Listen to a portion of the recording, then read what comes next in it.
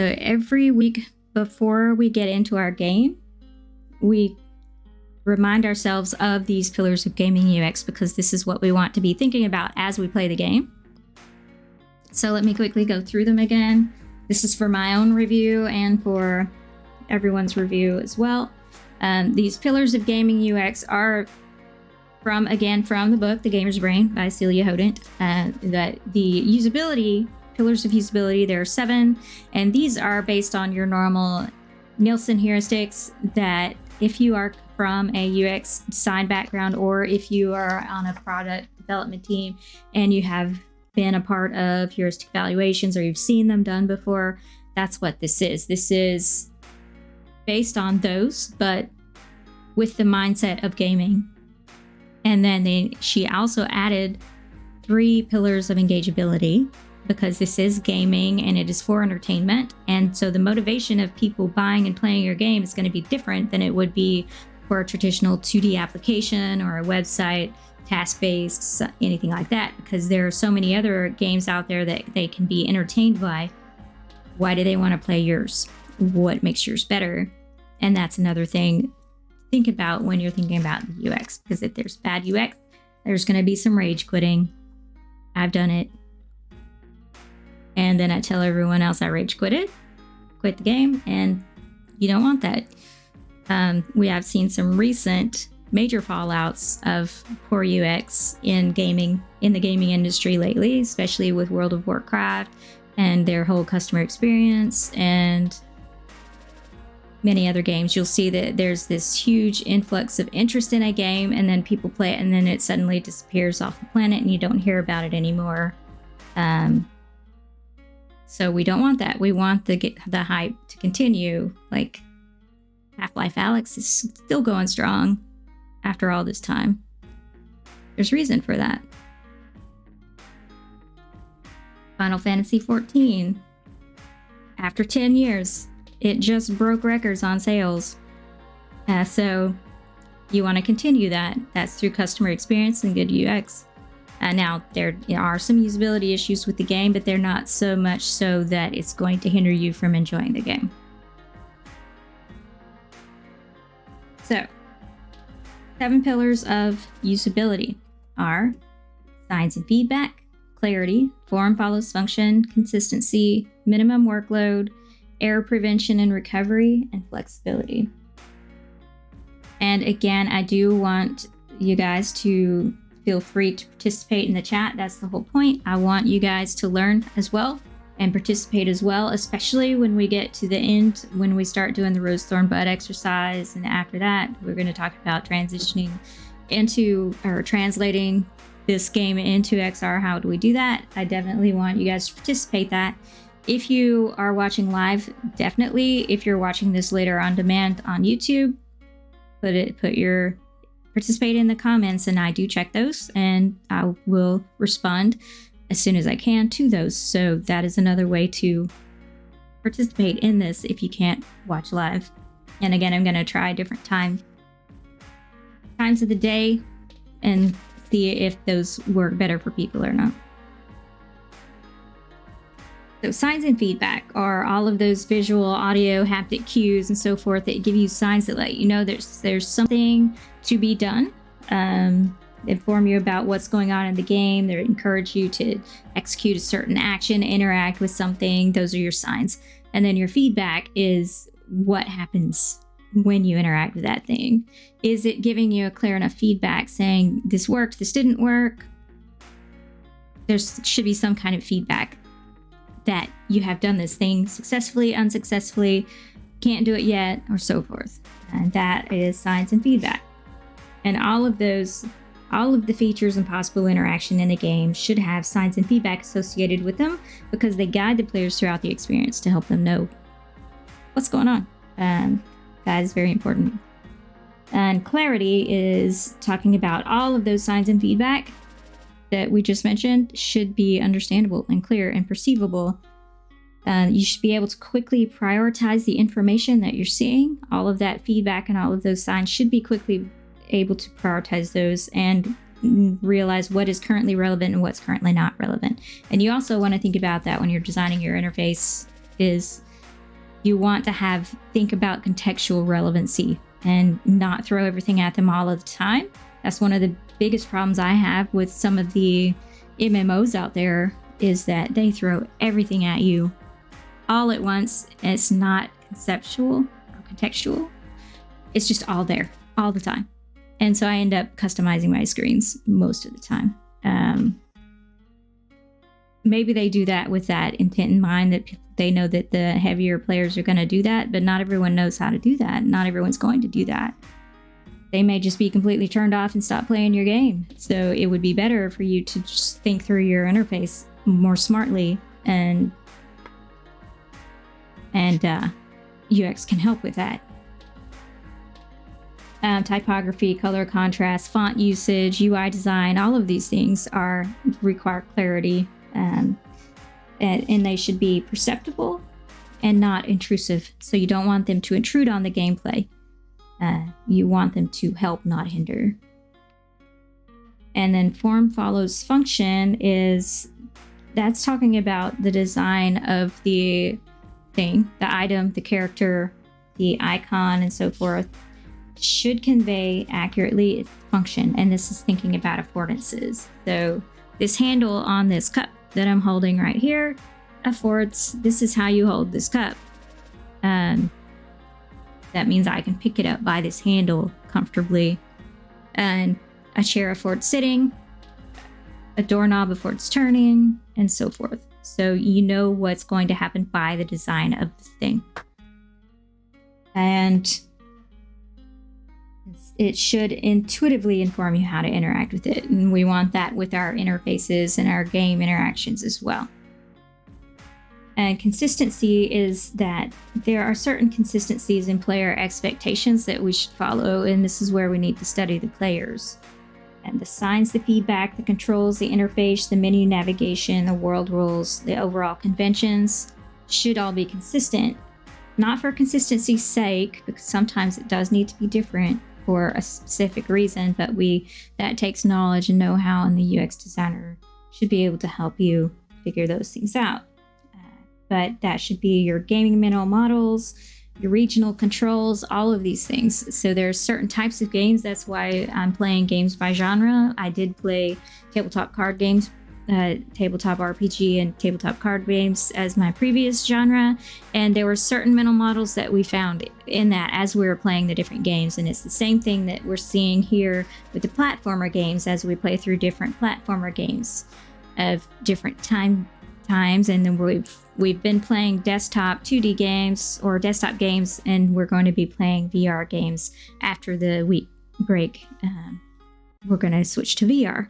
And so we're going to see certain things that follow through on all of these platformer games. So those are the mental models, the expectations that the users have for how a platformer game should work, or how a tabletop RPG should work. There are certain mental models there, and we want to know those. We want to understand those. But on top of that, we also want to understand the regional mental models for things, because we have different cultures, and so there are differences in the games, in the well-designed games, based on region. Or if you just study the local games, you can see that as well. And the one that we're playing today is a Japanese game made for Japan. It was never intended to be brought over here. It was brought over here later, and we will see some of the complications from that.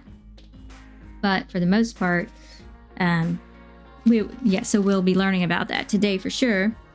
But I like to always talk about even the controllers are different, and we'll see that too, is that regionally in Japan, so I use the Sony controller, which is shapes instead of letters, which is actually brilliant once you think about it, because then that you're not having to deal with alphabets at that point.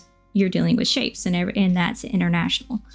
But there is something that's not international about the shapes, is meaning of X, of the X and the circle. Those have different meanings in different countries. So this circle in America is used for the back button for most of the games that are made in America. And the X is used for selecting things for most of the games in America. But in Japan, it's opposite. And the circle is used to select most things in Japan, and the X is for the back button for most of the things. So it's opposite. So when you pick up either side of it, if the Japanese pick up an American game, they're going to have to mentally switch, and their muscle memory is already set on one thing because they're used to playing their own games, unless of course they started playing another region.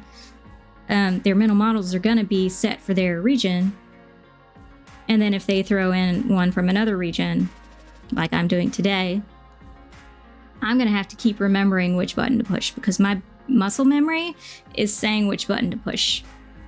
And I have to cognitively remember to switch. And it's going to cause a lot of errors, most likely, misclicks and stuff. And we will probably see that today. But that's why we want to follow regional consistency, regional mental models as well, because that gets into the next pillar of usability, which is workload. We want to minimize the workload. And that's one of the things we want to minimize, that workload of how we translate those regional games. Even if we don't have the funding to change the regional controls on a retrofitting a game can be very difficult to do after the fact, especially as the technology changes and you might end up having to redo the whole thing just to do that. And that's not always feasible at all. So how do we still make that usable without retrofitting it if after the fact? And that's that's yet another reason to have UX on the team, because that may have been something that you could have granted that the one that we're playing today was probably never intended to be in America. So understandable that they didn't have someone on the team thinking about that back then. That's understandable, because I'm not even sure how old this game is, but it was probably not intended for America because it's completely in Japanese. They do have English subtitles, though, that were probably added. Or maybe. I need to look at when it was made. But workload, then, is your player's cognitive load and their physical load. So the cognitive load is, for example, me having to take the time to remember, stop myself from my muscle memory pushing the button that I'm used to pushing and making myself push the other button, because I have to remember this is not an American game, it's a Japanese game, so I have to push a different button. So that's mental workload. That's cognitive workload, is to have to stop and do that, because that's slowing down my game, and that's very detrimental if I'm in a high action game. This game's fine. It's not hugely high action, but there are it's going to be a little bit more active in some places than others because of boss fights, I think. But for the most part, it's not a high action game. So it's not as huge of a deal in this one, but if you're playing in like an MMO or something, you're in a boss fight, that's going to be very frustrating for sure. Especially if it ends in you dying constantly because you have to keep remembering which button is the right button to push. So that is cognitive load. That is what is taking your attention and your memory. You should be able to focus on the game, not have to focus on the controllers or the interface. And then the physical workload is how many button clicks or whatever is needed to do a thing. Is it cumbersome? Why, there are some things, sometimes a game requires 3 different buttons to do one action. Why? Why not just to one button? Why? So ask why. Why was it so cumbersome? Because it was fine when you're doing something non-active, but if you're in a boss fight and you have to do that same function, adding on the stress of what's going on with the boss fight, trying to stay alive in this fight, and also having to remember this overly cumbersome button combination that's not necessary to begin with, as far as I can tell, that just makes you want to. I have actually rage quit on that specifically in the past. So that's what's going to happen. And that is detrimental if you're want people to actually finish your game. Because you did do all that work. It would be good for them to at least finish the game. And so that your interactions should not be cumbersome or overly complicated, and your players should be able to focus on the game mechanics, not on how to do the thing, unless that's a part of the game mechanic specifically. And then error prevention and recovery, that is preventing them from like foreseeing any kind of errors that could happen that aren't a part of the game mechanic, and then preventing them. And that, for example, would be the most common is exiting without saving. How can we prevent that from happening? Because then somebody's lost 2 or 3 hours of gameplay. And that has also happened to me. I've done 2 or 3 hours of gameplay and didn't save. And because I was on a plane and I had to turn off my device to leave. And I was done. I had finished the game. I was done with it. And I had to turn off my device. I didn't realize it wouldn't keep me where I was. So, because I was in the end game scene, I was watching the end cutscene. Okay. And so I thought it was done. I thought it had known, yeah, she's done. And I wasn't intending on it completely putting me back to the very beginning of the final boss fight, which had taken me forever to do. And I have not played it again since, and it's been years, and I love that game. But I am so frustrated about the fact that it wasn't saved, and I have to do that boss fight all over again, that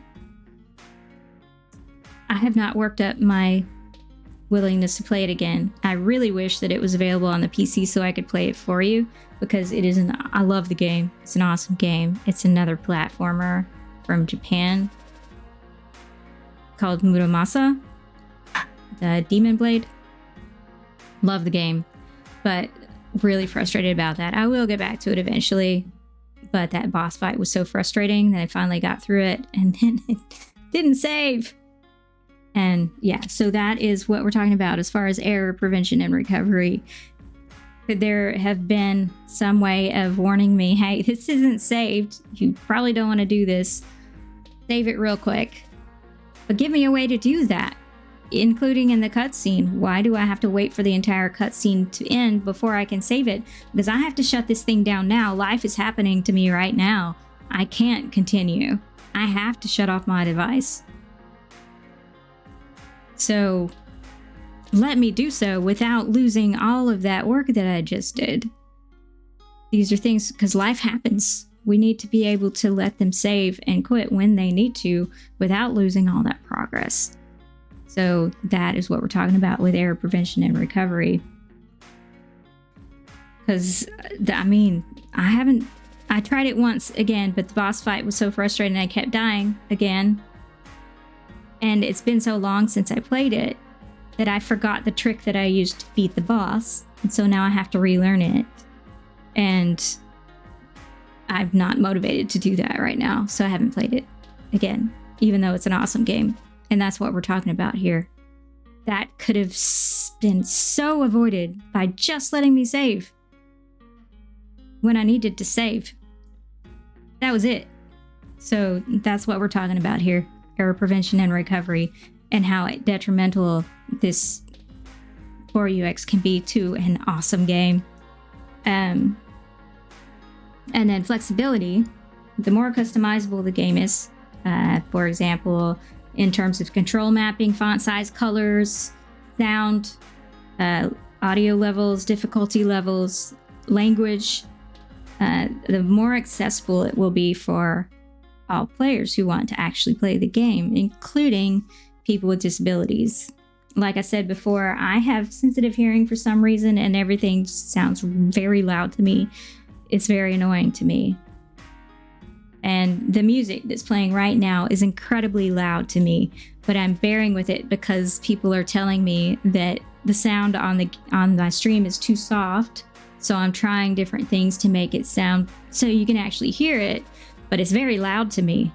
Very loud. I feel like I'm having to yell to speak over the music. And maybe that's beneficial for y'all because people tell me I talk too low. So maybe it's working for you, but it's uncomfortable for me because it's going to make my throat start hurting from yelling. Sorry about the mic. And my ears. It's very loud. But it may not be for you. So that's what we're talking about. But when I'm playing a game, I need to be able to adjust the sound settings. That was the point I was getting at. I need to be able to adjust the sound settings in the game to turn down the background music and turn up the voices. Because if the background music is such a volume, then I'm having a hard time understanding the voices. And I need to understand the voices more than I need to hear the music. So let me adjust that. And that's going to be something with anyone with a hearing impairment as well. When you have a hearing impairment, it's harder to distinguish sounds from each other. My issue is loudness, because everything's too loud. But there are other people who have a difficulty in hearing impairment are going to have issues distinguishing the different sounds. And so they need to be able to adjust those sounds. You need to have flexibility in there for them for that. And again, people with English second language, and we're about to see an example of that here as well in the game that we're going to play today, Japanese game, starts in Japanese, but we have to learn how to get the English on. So how do we do that if we don't speak Japanese? Fortunately, I speak enough to do it. We'll see. I don't remember exactly what it looks like off the top of my head, but it starts in Japanese, and then we have to switch to English. But that flexibility is going to enable more and more people to play your game. Basically what I'm saying. Colors, color contrast. If you can allow people to adjust the colors based on color blindness, because color blindness is one of the most common visual impairments out there. Let people adjust the color so that they can see your game. Or make the colors with enough contrast to begin with so that there's not an issue to begin with. And that is also possible. But there are ways to set the game so that it can be for specific types of color blindness. And if people know that they have color blindness, they usually know what type. So you can give them options for that. If they know they have color blindness, they may not. And then the 3 pillars of engageability are motivation, emotion, and game flow. These are what keeps them playing your game or makes them want to play it to begin with. So what's the motivation here?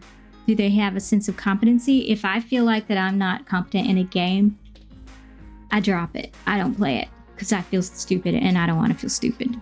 And I don't want to feel incompetent. So do I feel competent playing this game? Do I feel good? Do I feel like I'm a hero playing this game or not? Or do I feel like I'm just derping everything? What's the motivation to keep playing this game? Relatedness, meaning, what are their motives to continue playing? What kind of rewards are they getting? Are they meaningful rewards that are contextual or that meaningful in the moment?